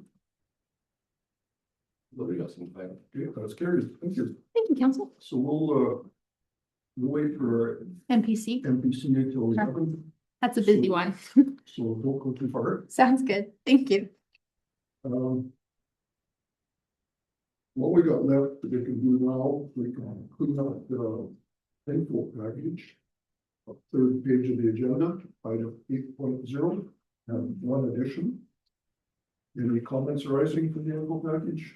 Yeah, I see, planning and doing little prescribed burn on the east side of the piece. Remember last year? Yeah, after last year's fiasco, I'm surprised they didn't take that chance again. That cost, had to have been millions of dollars. There were helicopters flying for a month over my place. This is for elk habitat. I just blows my mind. So I'm gonna attend the session and I think I'll weigh in on my thoughts on the this, I just can't believe it. It's not the first time it's happened, it's happened before. So, you know, we had enough fires that were spontaneously started, you know, without adding man-made ones, manufactured ones to the mix. It just makes no sense to me. I can see. Yeah, that's playing with fire. You know, well, if it's dry enough to start a fire, it's dry enough for that fire to get away, right? Oh, no, absolutely, that's. I went to the session last, and I was at the dead end hall, and they, oh my God, all the layers of protection, we're gonna have this, we're gonna have that, and it sounded like they had me convinced that it was no way that fire could get away. And then there it was, took off right away, so. I was crazy to me. So dry. It's our government at work and our tax dollars. No wonder they increased for jobs by 85,000. They're about 8,500. Okay, any other comments on the info package? If not, we'll motion to accept the information. Councillor Reese, all in favor? It's carried. Keeping the mic for overweight, MPC. We got lots of time. Okay. We're on break again till 11.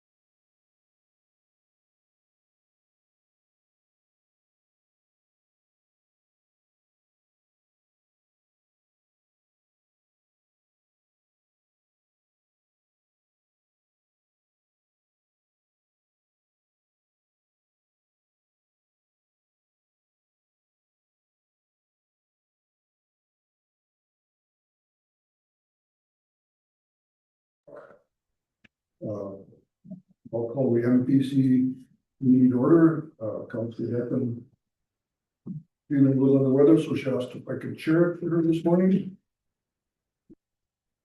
So 2.0, adoption of the agenda. There's no additions. Have a motion to adopt the agenda. Okay, Councillor Thies, all in favor? Carried. Minutes from the March 10th MPC meeting. Any discussion arising? Okay, Councillor Reese moves to adopt the minutes. All in favor? It's carried. 4.0, item A, we have no development permits. Item B, we have 3 development permits issued by the MPC. So number 1, DB 24, or pardon, DB 2604, accessory building. Who wants to speak to that one? Oh, good morning, Gail, sorry. Oh, you're muted. Good morning. So I will be speaking to that one. So the applicant proposes to construct a 1,600 square foot or 40 by 40 foot accessory building or detached garage on a portion of northwest of 28423 west of the 5th to replace a previous structure or Quonset that collapsed due to heavy snow load. The applicant intends to build a new garage at the same location as a Quonset and be on the same concrete pad that was used for the previous structure.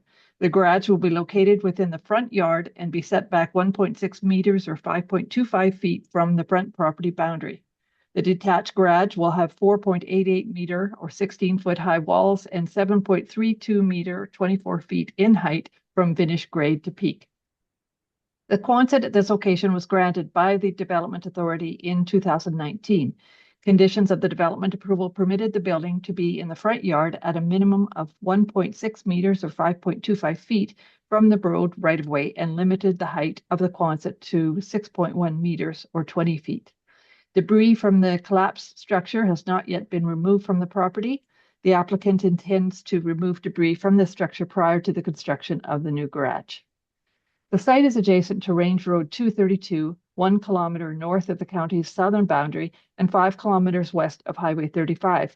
The site is 1.57 hectares or 3.88 acres in size and is designated Agriculture General A District by the Land Use Bylaw, which allows accessory buildings as a permitted use. The site contains a driveway, a manufactured home, and a small shed. With the exception of the yard site, a small portion of the site is in agriculture production, with a balance being heavily treed. Adjacent lands to the north, east, and southwest are zoned Agriculture General A District. The quarter section to the southeast is owned by the Crown. The subject site is in the southwest corner of the quarter section. Access to the site is from Range Road 232, which separates the site from the balance of the quarter. The proposed development was reviewed against the county's intermunicipal development plan with the municipal district of Peace River and the county's municipal development plan, and no concerns were identified as the development conforms to the policy. Regulation 1.31 of the county's land use bylaw requires any building or structure to be set back from the adjacent roadway a minimum of 41 meters or 131 feet from the right-of-way boundary or property line unless otherwise required by the Development Authority.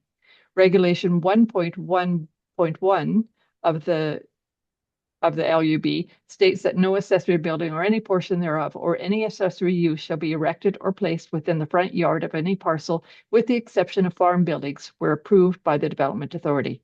In contrast, the proposed garage is located at a previously approved location within the front yard of the parcel with a setback distance of 1.6 meters or 5.25 feet from the county road right-of-way.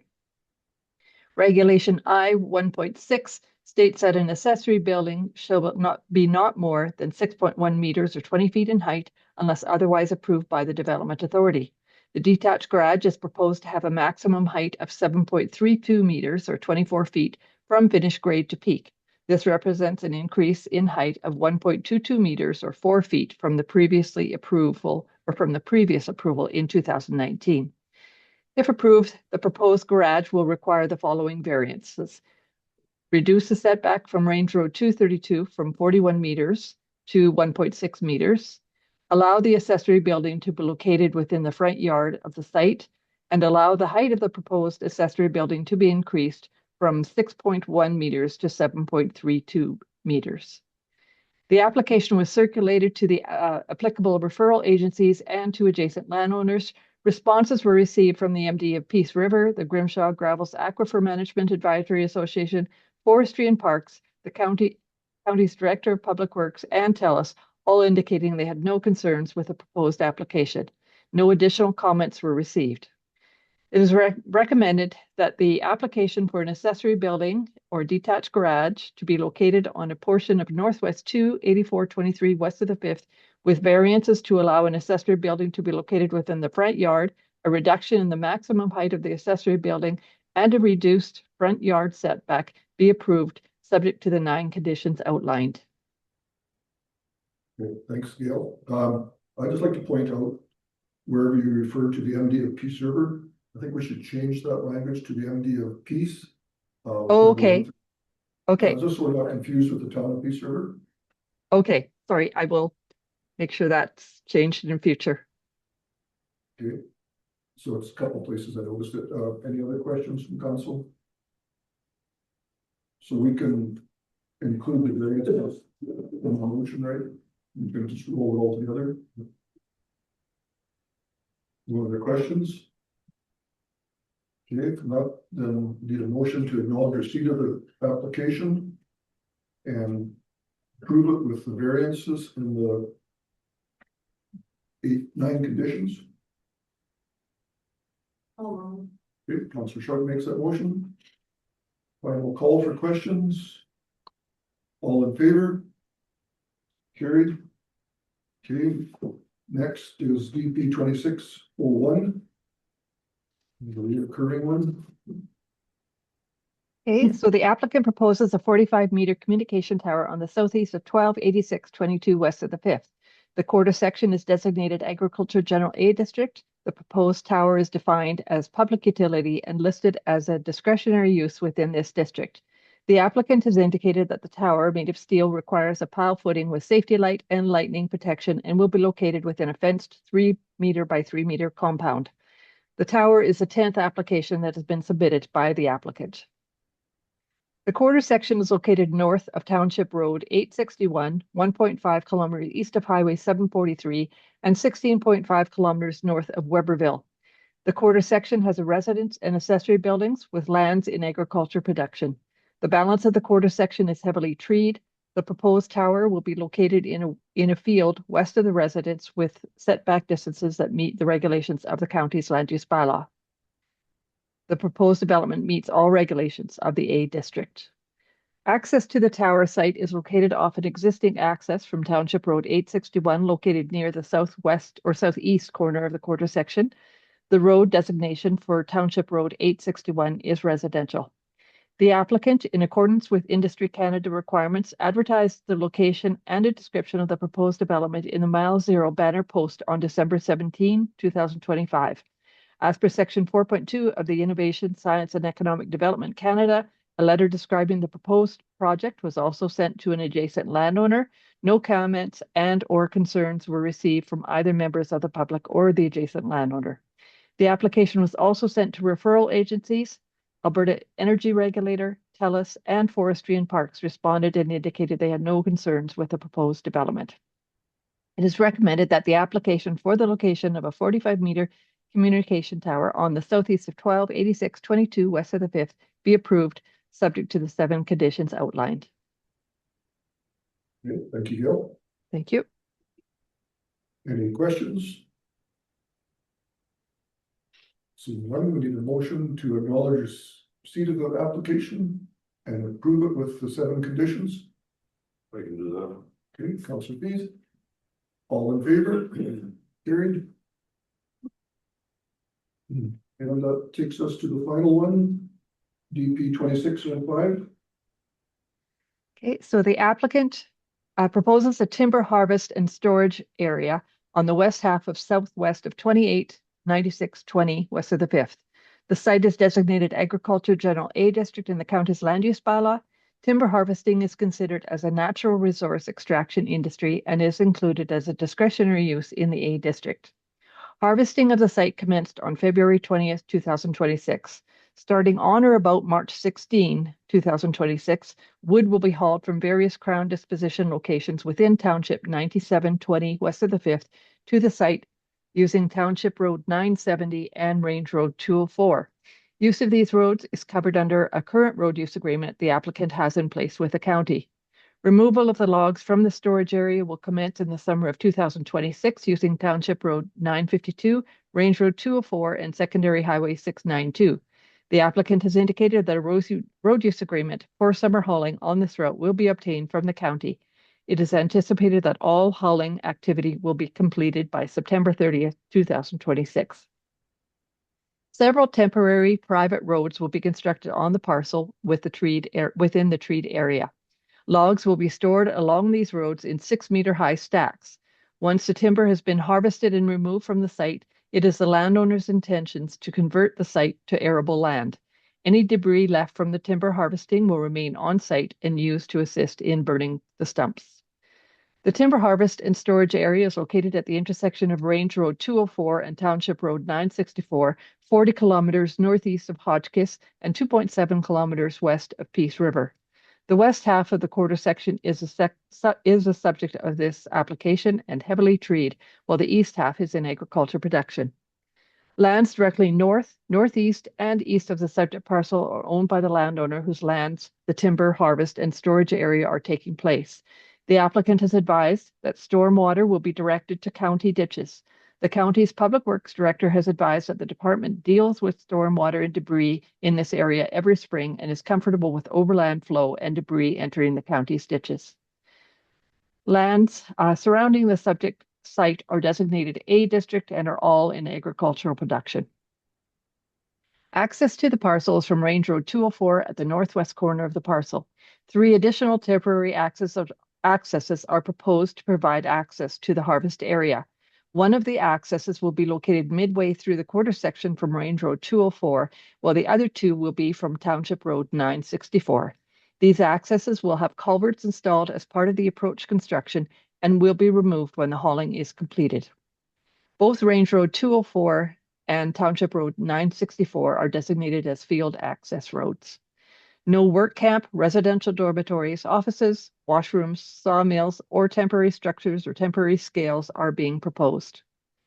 The proposed development conforms to Section 6.3.2 for the industrial development policies of the county's municipal development plan and regulations of the county's land use bylaw.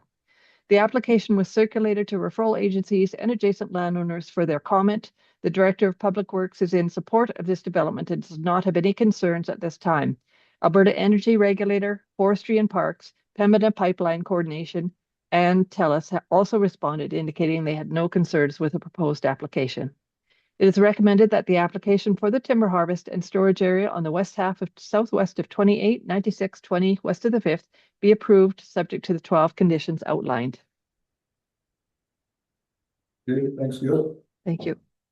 Any questions? It's not a question, it's a comment. This is another one of these after the fact applications that It has begun already, yes, yeah.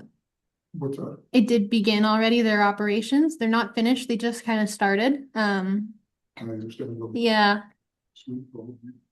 So, but anyway, I mean, it's just a log storage yard on private land, so it's not a huge concern, but just we have to be reminded of the process. Mhm. Any other questions, comments? If not, need a motion to approve the development permit with the 12 conditions. Councillor Reese, all in favor? It's carried. I think that's it, Gail. Mhm. Okay, thank you. There is a subdivision application we have yet to deal with. We went through that one already. Oh, Gail, did I just you? read- Okay. Yeah. Okay, and it was Yeah. approved then? Yes. No questions? Okay, okay, thank you so much. Okay, Thank bye. you, Gail. Thank you. Thanks, Gail. Thanks, Pearl. Thank you. So going back to page 3 on the agenda. We did the info. Items, open mic. Dan or Phil or Jim. Dan, we'll start with you. I was just wondering if you can give me a comment on the Northern Lights solution to Fairview College's closure. So it was announced last week when we were out in RMA convention that Northern Lakes has agreed to partner with Fairview College. No longer Northwest Polytechnic, I guess, but there's a kind of a local group was formed to try to save the college. They've got a name for themselves, but anyway, Northern Lakes has agreed to partner with them now, so that means that the college will be staying open.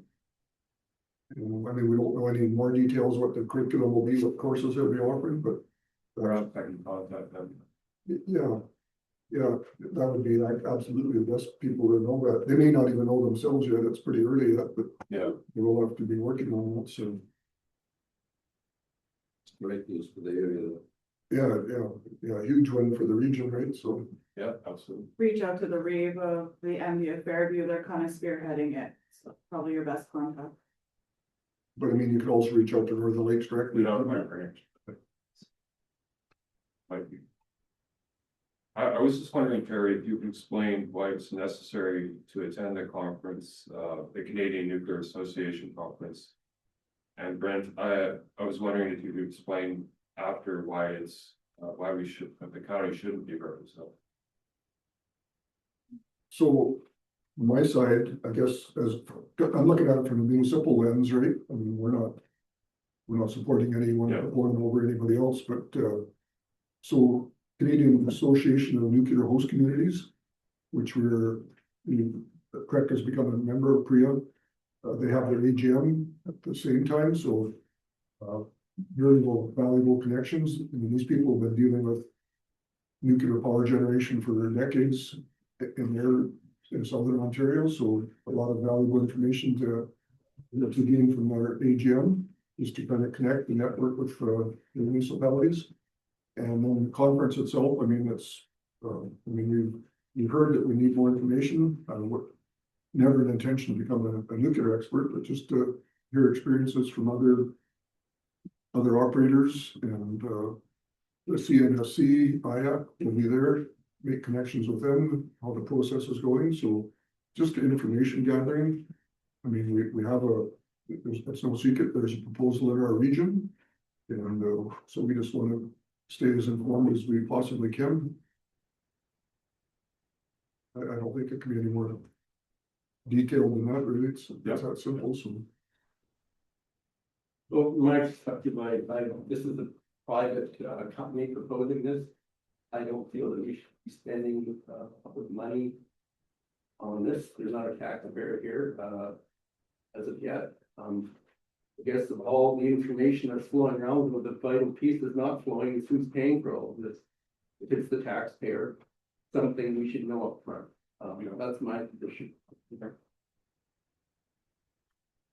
Anything else, Dan?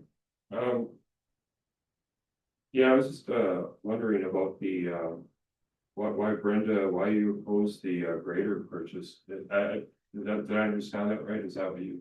Oh, yeah, no, I would just like to see the county be looking at, We just do that. sorry, I would just like to see the county looking at more contract operators rather than in-house, because it's less costly to the county. Okay.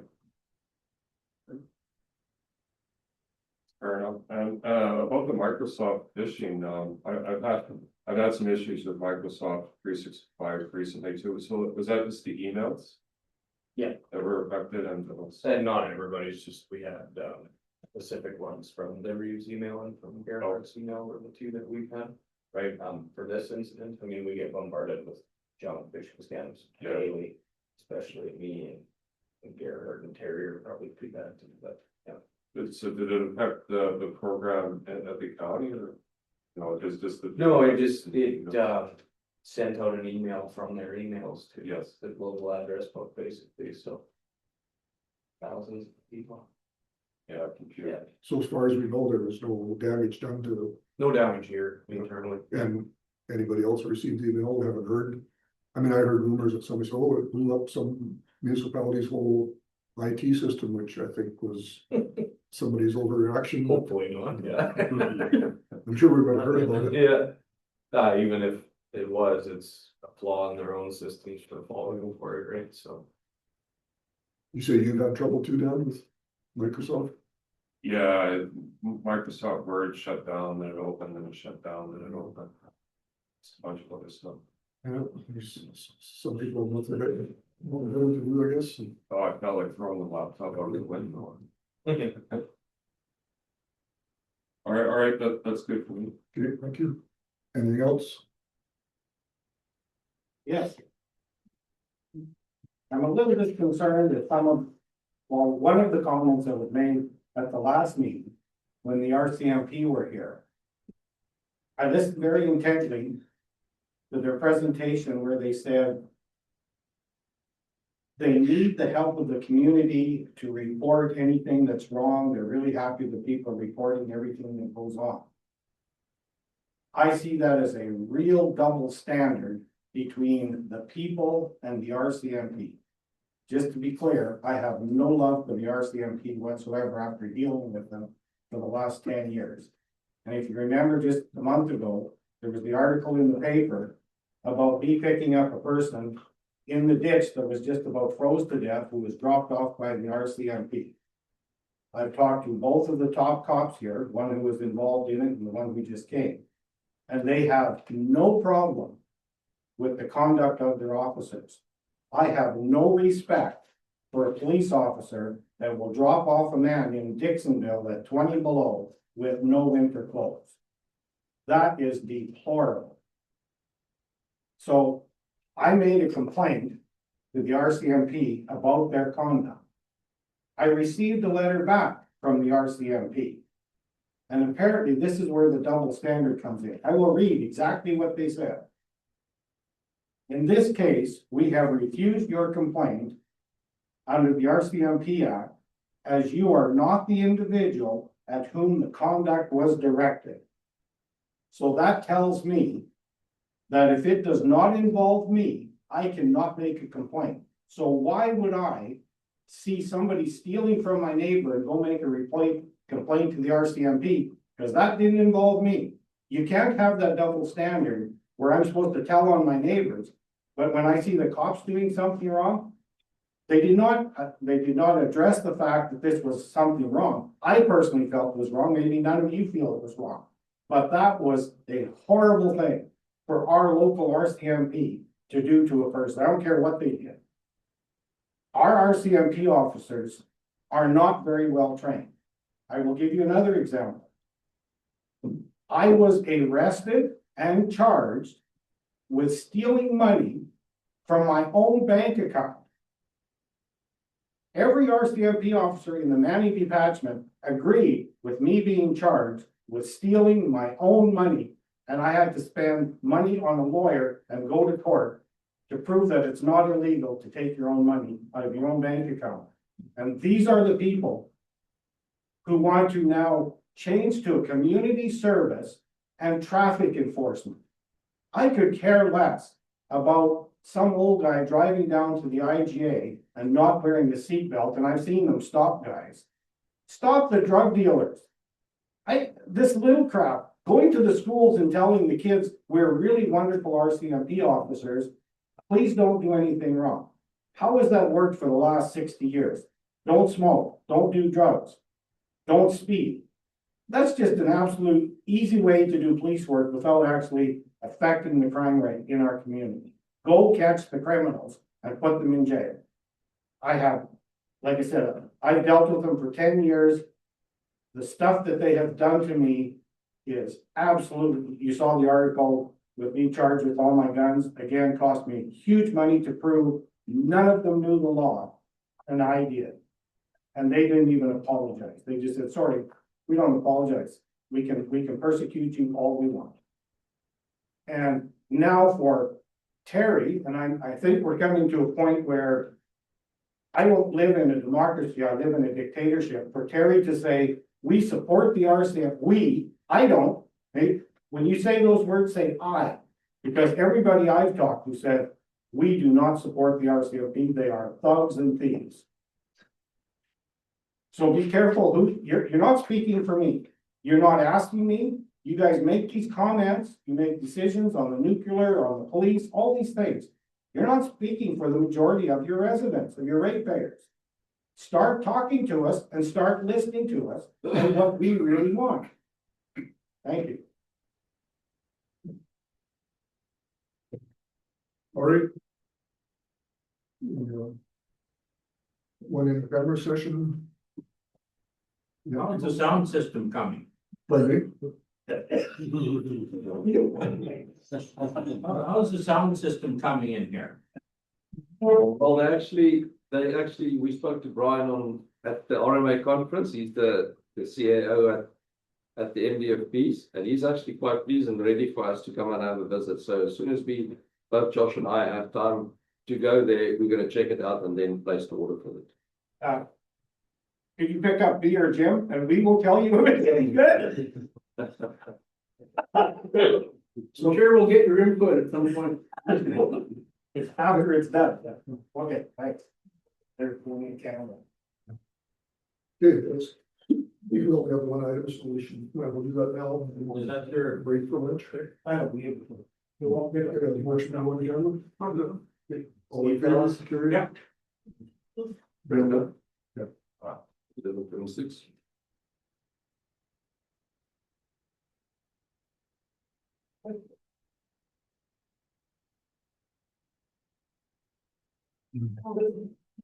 You have her so I can leave.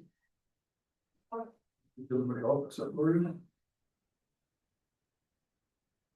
You need me or you want me to pack up? I also got not a real good idea, maybe just me. Okay. Yeah. Yeah.